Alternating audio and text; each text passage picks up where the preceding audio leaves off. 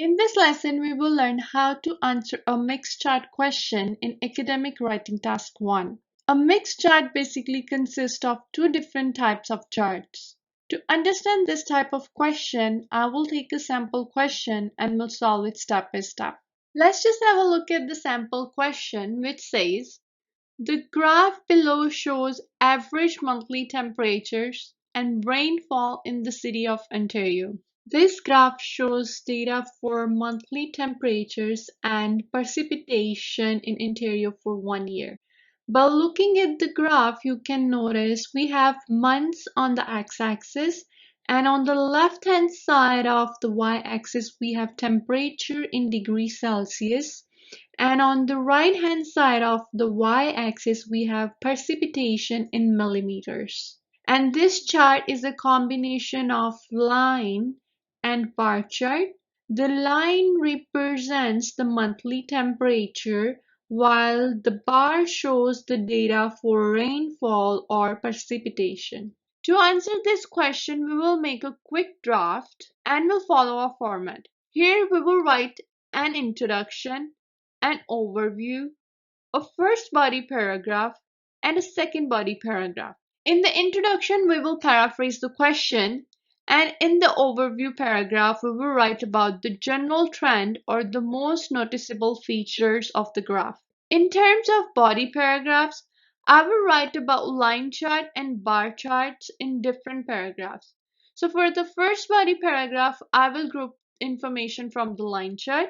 And for the second body paragraph, I will group information for the bar chart. In the first body paragraph, I will write about monthly temperature in Ontario and how it changes over a 1 year period. We can notice that temperature starting off at 20 degrees Celsius in January and increasing to just over 30 degrees Celsius until May, and then it drops again and reaches around 25 degrees Celsius by August. At this point, it leveled off until October, and finally, in the last 2 months, it again decreases to 20 degrees Celsius. I will write from January to May, the temperature increases slightly from 20 degrees Celsius to over 30 degrees Celsius. Then from May to August, the temperature drops and reaches 25 degrees Celsius. Afterwards, from August to October, the temperature leveled off at 25 degrees Celsius. And finally, in the last 2 months of November and December, the temperature again decreases to 20 degrees Celsius. Similarly, in the second body paragraph, I will write about Ontario's monthly precipitation data changes. So by looking at the bar chart, it is clear that the rainfall gradual increase from 20 millimeter in January to 100 millimeter in May. Then precipitation sharply increased from June to July and reaches 340 millimeter. Then in the next 2 months, August and September, the precipitation level stays over 300 millimeter. After that, in the last 3 months of the year, it continuously drops and reaches 10 millimeter. I will write from January to May, precipitation gradually increases from 20 millimeter to 100 millimeter. From June to July, precipitation sharply increases and reaches 340 millimeter. Then from August to September, precipitation stays over 300 millimeter. Finally, from October to December, precipitation drops and reaches 10 millimeter. Now our draft is ready, and from here we will start writing our task 1 by considering all these points. I will begin this task writing with an introduction by paraphrasing the given question. I will write, the given chart compares average temperature and precipitation statistics in Ontario over the course of a calendar year. In the overview paragraph, I will write about the general trend or the most noticeable feature in the chart. Here I can notice that the precipitation varies throughout the year, but the temperature remains constant between 20 degrees Celsius and 30 degrees Celsius. I will write it as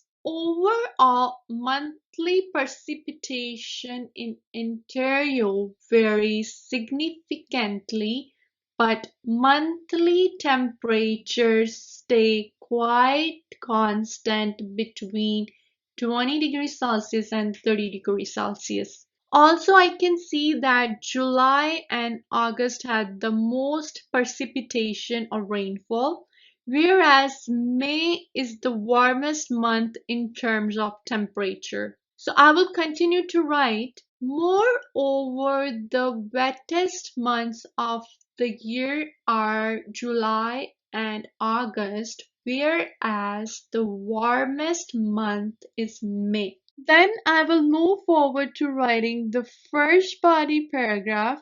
By considering the draft points, I will begin to write about temperature increase from January to May. I will write in terms of monthly temperatures in Ontario, the average temperature climbed significantly from approximately 20 degrees Celsius to slightly over 30 degrees Celsius between the months of January and May. Then I will explain about the temperature drop from May to August and reaches by 25 degrees Celsius by August and remain the same level from August to October. I'm going to write this as afterwards the temperature drops from May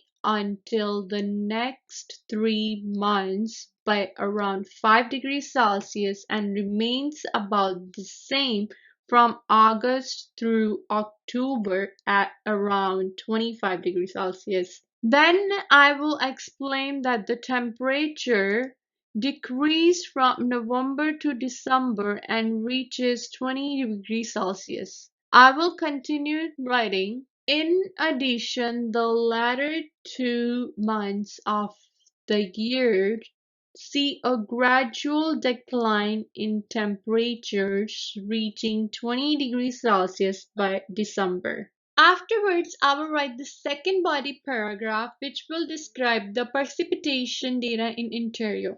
Firstly, I will explain that the precipitation gradually increases from January to May and then sharply increases from June to July. I will write, on the other hand, average rainfall in Ontario increases gradually from 20 millimeter in January to 100 millimeter in May, followed by a rapid increase in the next 2 months, reaching 340 mm by July. Then I will explain that the precipitation stays over 300 millimeter from August to September, and then precipitation continuously drops and reaches 10 millimeter by December. I will write, after that the precipitation level stays over 300 mm from August to September and then precipitation drops dramatically in the final 3 months of the year, reaching a low of roughly 10 millimeter in December. This is all about writing a mixed chart question. With some practice, you'll be able to attempt this task. So good luck and keep practicing.